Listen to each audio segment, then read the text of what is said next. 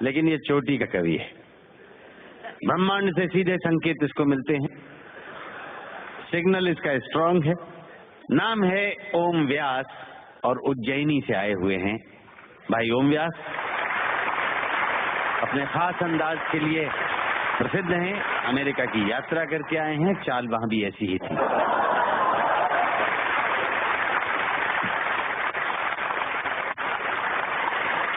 आप सबको प्रणाम करता हूँ। जो लोग जोड़े से बैठे हैं उनको जोड़े से प्रणाम करता हूँ। जो विवाहित किसी कारण से अकेले बैठे हैं उनसे निवेदन करता हूँ कि घर जाकर मेरी तरफ से चरण स्पर्श पहुँचाएं। जो कुंवारे बैठे हैं उनको इलू इलू करता हूँ। उन लोगों को विशेष प्रणाम करता हूँ जो सहारा श्री अमर सिंह जी, मुलायम सिंह जी के प्रोटोकॉल में यहाँ जबरदस्ती फंसे हुए हैं, जिनका कविता से कोई लेना देना नहीं है। मैं उनको प्रणाम करता हूँ। उन लोगों को स्पेशल प्रणाम करता हूँ जो भोजन के चक्कर में ये भजन का आनंद ले रहे हैं।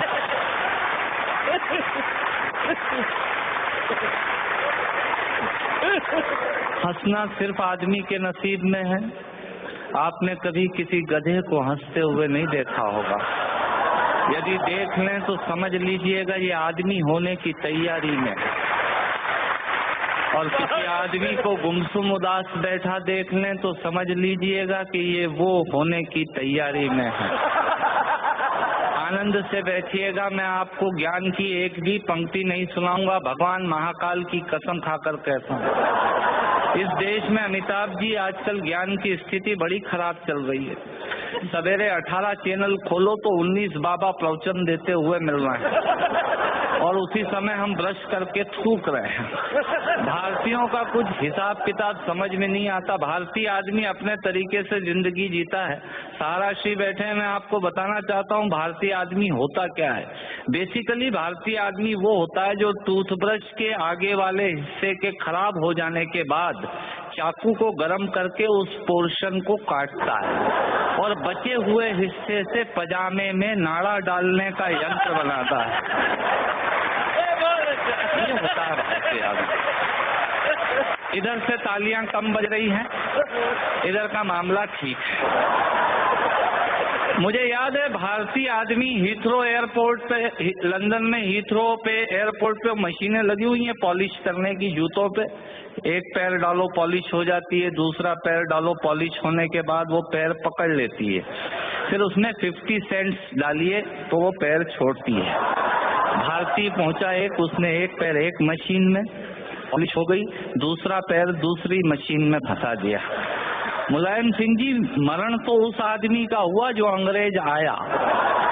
उसने जैसे ही पहला पैर फंसाया मशीन ने पैर पकड़ लिया, उसकी काउंटिंग में तो 2 हो गए। भारतीय आदमी ये होता है। मैं आपसे निवेदन करता हूँ, आज यहाँ हमारे दिलीप चौबे जी और राकेश पांडे जी मुझे एंटरटेन कर रहे थे, बता रहे थे ये 325 एकड़ में फैला हुआ है सहारा शहर। मैं आपके लिए जानकारी देता हूँ, सहारा शहर 325 एकड़ में नहीं फैला हुआ है। सहारा आजकल इन दिनों देश में एक विचार बन गया है जो पूरे देश में यत्र तत्र सर्वत्र नजर आता है। हथौड़े ने चाबी से पूछा, सुन चाबी, लोहा तो तेरे पास कम है, ताकत तेरे पास कम है, पर तू ताले को इतनी सरलता से कैसे खोल लेती है और मुझे खोलने में बहुत ताकत लगती है।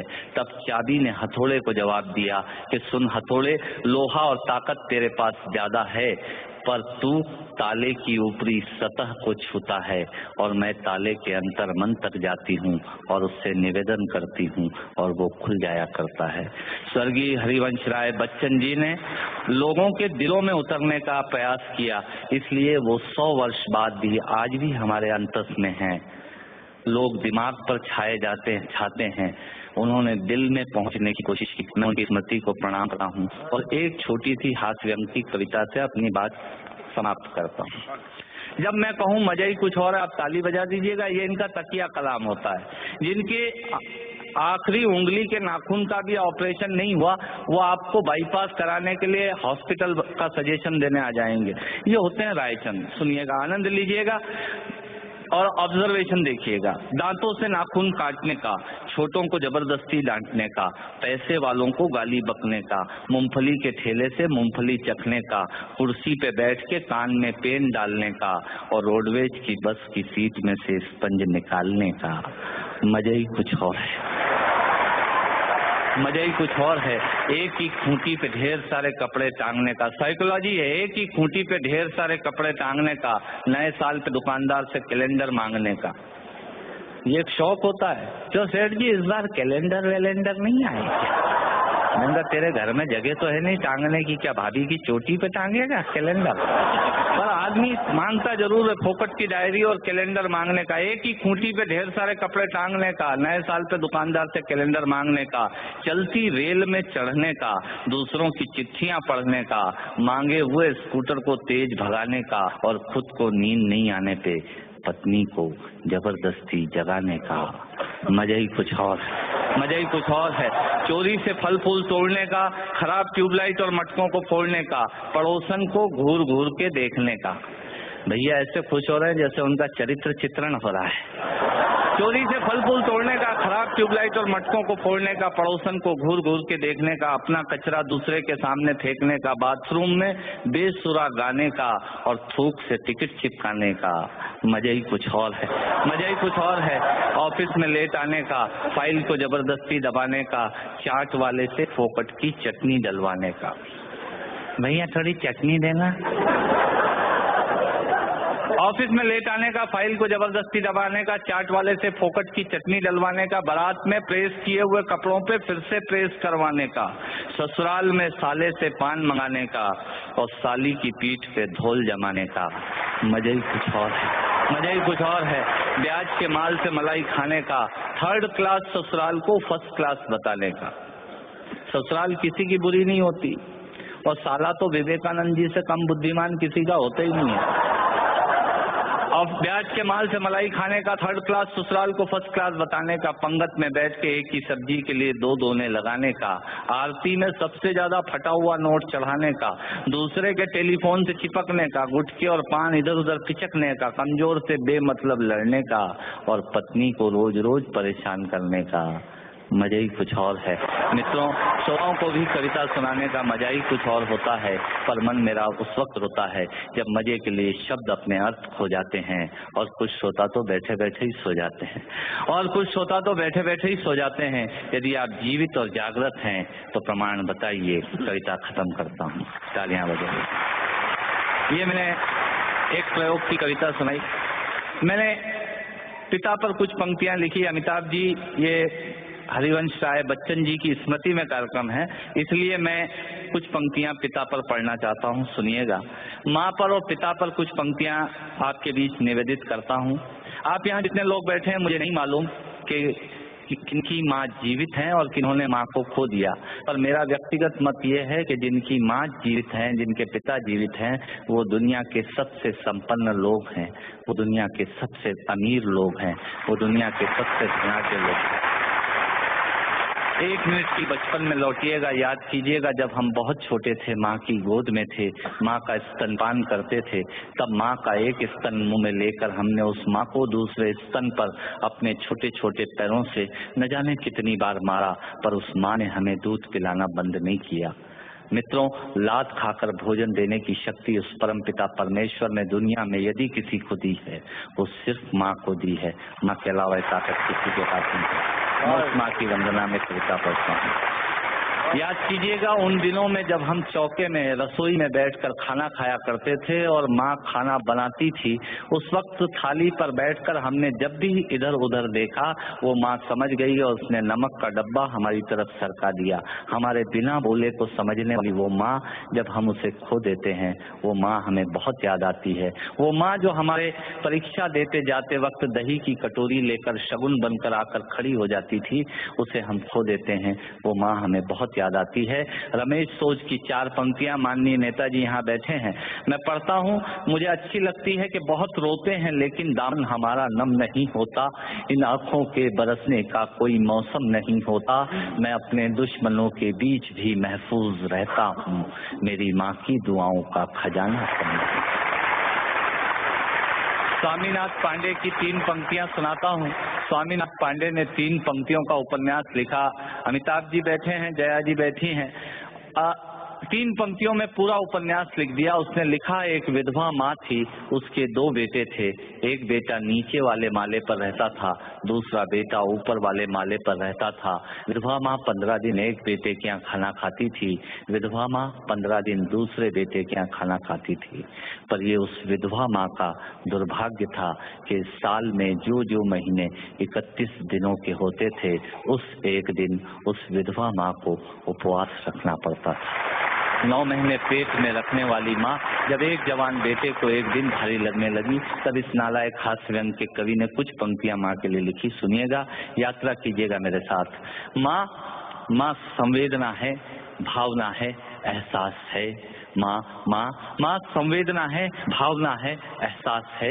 माँ जीवन के फूलों में खुशबू का वास है। माँ रोते हुए बच्चे का खुशनुमा पलना है। माँ मरुथल में नदी या मीठा सा झरना है। माँ मरुथल में नदी या मीठा सा झरना है। माँ लोरी है, गीत है, प्यारी सी थाप है। माँ पूजा की थाली है, मंत्रों का जाप है। माँ आंखों का सिसकता हुआ किनारा है। माँ गालों पर पप्पी है, ममता की धारा है। माँ झुलसते दिनों में कोयल की बोली है। माँ मेहंदी है, कुमकुम है, सिंदूर है, रोली है। माँ कलम है, दवात है, स्याही है। माँ परमात्मा की स्वयं एक गवाही है। माँ त्याग है, तपस्या है, सेवा है। माँ फूंक से ठंडा किया हुआ कलेवा है। माँ अनुष्ठान है, साधना है, जीवन का हवन है। माँ जिंदगी के मोहल्ले में आत्मा का भवन है। माँ चूड़ी वाले हाथों के मजबूत कंधों का नाम है। माँ काशी है, काबा है और चारों धाम है। माँ चिंता है, याद है, हिचकी है।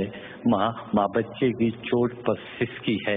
माँ चूल्हा, धुआं, रोटी और हाथों का छाला है। माँ जिंदगी की कड़वाहट में अमृत का प्याला है। माँ पृथ्वी है, जगत है, धूरी है। माँ बिना इस सृष्टि की कल्पना अधूरी है। तो माँ की ये कथा अनादि है, ये अध्याय नहीं है और माँ का जीवन में कोई पर्याय नहीं। और माँ का जीवन में कोई पर्याय नहीं है। तो माँ का महत्व दुनिया में कम हो नहीं सकता और माँ जैसा दुनिया में कुछ हो नहीं सकता। माँ जैसा दुनिया में कुछ हो नहीं सकता। तो मैं कविता की ये पंक्तियाँ माँ के नाम करता हूँ। मैं दुनिया की सब माताओं को प्रणाम करता हूँ। और कहा साहब के बिना पिता के माँ का अस्तित्व नहीं होता। किसी ने शेर कहा कि पक्के फल पेड़ों से रिश्ता तोड़ जाते हैं और अपाहिज बाप हो जाए तो बेटे छोड़ जाते हैं। पिता जब पुत्र को बाजार में ले जाता है और जेब में 50 रुपए होते हैं और बच्चा 200 रुपए के सामान को खरीदने की जिद करता है, उस वक्त एक पिता की विवशता और बच्चे की जिद, इसके बीच के एहसास में खड़े होकर पंक्तियां सुनिएगा, पिता क्या होता है। अमिताभ जी आपको समर्पित करता हूँ। अमर सिंह जी बैठे हैं। पिता जीवन है, संबल है, शक्ति है। पिता सृष्टि के निर्माण की अभिव्यक्ति है। पिता अंगुली पकड़े बच्चे का सहारा है।